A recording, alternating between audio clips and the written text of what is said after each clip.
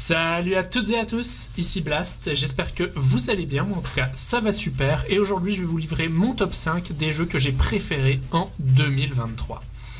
Tout d'abord, un jeu sur lequel j'ai fait énormément de vidéos mais aucun test, The Legend of Zelda Tears of the Kingdom. Un jeu absolument dantesque qu'il est impossible pour moi de tester, de noter. J'ai énormément de mal à être objectif sur ce soft. J'y ai passé des dizaines et des dizaines d'heures cette année et j'ai trouvé que tout était absolument incroyable. Je pensais pas aimer autant ce Zelda, tant Breath of the Wild m'avait quelque peu déçu.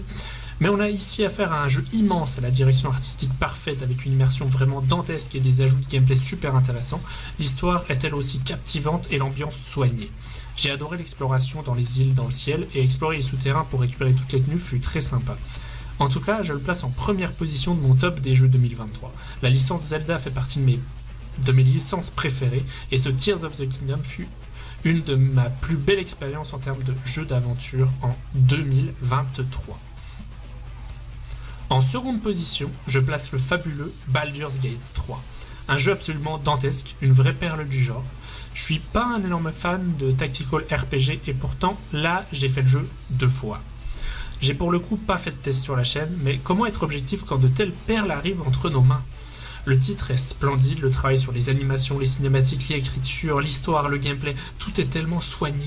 J'ai acheté le jeu en digital, mais je me dis qu'il y a fort à parier que je le prenne en physique en 2024.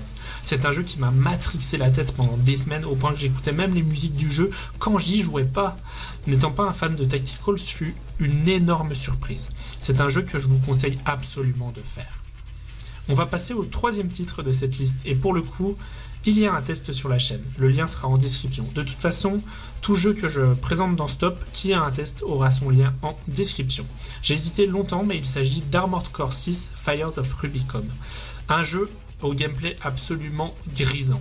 Je me suis fait kiffer comme pas permis sur ce jeu de mecha. Si vous aimez le genre et que vous n'avez pas peur des titres From Software, laissez-vous tenter sans hésiter. Alors pour le coup, on pourrait le considérer comme le troisième de la liste vu que c'est le titre pour lequel j'ai hésité dans le classement. Il s'agit du fabuleux jeu d'Insomniac, Spider-Man 2.